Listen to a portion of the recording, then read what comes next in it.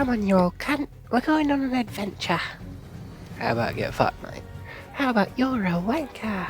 What's poppin', y'all? Welcome back to another YouTube video, and today we are taking a look at The Lord of the Rings Hobbit, An Unexpected Journey.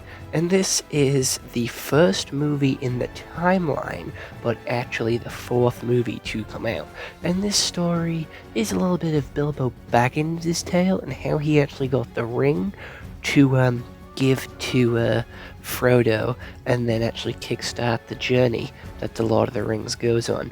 And we have the Rings of Power series being made by Amazon Prime, set years and years and years before The Hobbit. And we're also getting a Gollum movie coming out soon as well. So I want to review all the Lord of the Rings movies over the next couple of days. So over the next 6 days, we're going to be taking a look at all of the Lord of the Rings movies, because we've already taken a look at the Rings of Power, and I am playing the Gollum game on the channel as of right now, so we have that to look forward to. And I'm also building the Lego Lord of the Rings sets as well. So without any further delay, let's take a look at what Google has to say about this very unexpected journey.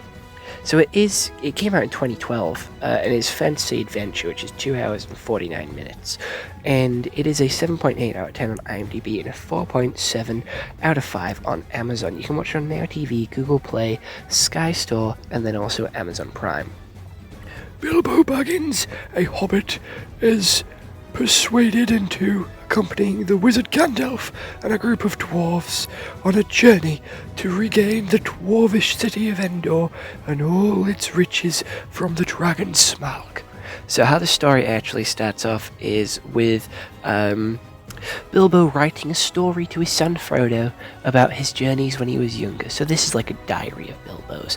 And then we quickly go back in time and we see all the events unfold as Bilbo's just living his life, and then gets a mark on his door by a wizard who he turns away. And then a load of dwarfs find this door, come in, break his shit, drink all of his food, drink all of his crap, and persuade him to go on this journey. So they all band together and offer him to come on this trip. He says no. He then changes his mind and he's going on an adventure. So they spend quite a long time walking through snow, grasslands, crossing mountains, having campfires, getting to know all these dwarfs and who they are, why they follow the leader, and we keep going. They're being hunted down by orcs, with this big orc with one hand. They fall into a goblin dungeon where they actually meet Gollum, and Bilbo steals the ring from Gollum. They get out of the goblin dungeon and unfortunately get trapped on a cliff edge before they are saved by flying creatures. I don't particularly remember what they are. I'm pretty sure they're owls or eagles, and they fly off into the distance, and that's where the first movie ends. And I'm going to be honest, I really like this movie. To say it came out in 2012, around the same time as Pirates of the Caribbean, and movies along that line, CGI still pretty much holds up to this day, and I think it's really fucking cool, not gonna lie.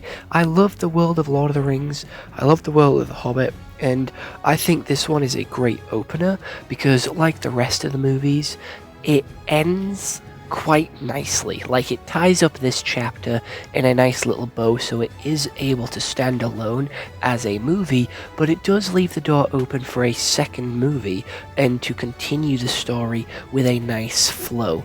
I like that. I think that's cool. And we also get a little bit of fan service here by seeing Frodo at the start of the movie and him talking to his dad, which sets up the movie really nicely. And then we also get to see a little bit of Gollum, which is cool as fuck because Gollum is a fan favorite character. Everybody loves a bit of Gollum, and he's like a really creepy and eerie in this one with his riddles. And again, with Bilbo having to steal the ring, I think it's really cool and really creative, to be fair. And that ring does come in handy throughout the rest of the movie. However, the dwarves don't really appreciate him having it, if that makes sense. But he does keep it hidden for as long as he can, and it comes in very, very handy. Very, very handy against the orcs because it makes him invisible. Don't know why it makes him invisible, but it does. Did the ring always make people invisible? I don't know. I haven't watched the others yet. I haven't rewatched the others yet. I'm rewatching them all in order. And I'm making like a video after every one, because these are long fucking movies. Like, these are all like 3-hour long movies, and to say that they are 3 hours long, the pacing is brilliant. Like, they don't spend too long on anything, they don't like rush past anything, and because again they are 2 hours long, you would expect them to drag stuff out and make it as long as possible, but no, they actually fit a lot into these movies, which makes it have a really nice flow and be able to continue and go, and the characters are all really cool. I don't think all the dwarves get their fair share of screen time with this movie. Obviously there is going to be the favourites, and there's going to be the characters which have more screen time than others, which I do think is a little unfortunate, because the one that I like is the one with the funny hat. He's my favourite. I think he's cool, but he doesn't really get his time to shine. He's like the comedic relief. Obviously the leader and the like smart one and the like fat one all have a little bit more to them and get shown more, obviously for lore relevance, because obviously the leader is going to be leading them. We have the smart one building the plans and working stuff out. The fat one and the deaf one are both there for comedic relief, and they get shown in quite a few comedic situations. And I know I say that they use for comedic relief, but this movie still does know how to like balance it out very well between introducing the new characters, having fun, like goofy moments, but then also having very serious moments, and there is a lot of tension that gets built up when they're captured, because again, we don't see any of these dwarfs in the Lord of the Rings, so they have like free reign to like kill them off whenever they see fit. Like with Gandalf and with Bilbo, we know these two characters are going to survive to the end, and that is the issue with prequels. Like, there's no real tension to these characters because we know we see them again in the future, so we know that nothing bad can happen to them. So the tension is sort of removed from scenes where they're in, but with the other characters, these brand new characters which you've never met before, that's when they can really build the tension, because again, we don't know how long these guys are going to last. We don't know if they're going to die after getting captured. We don't know if they're going to get tortured or anything like that.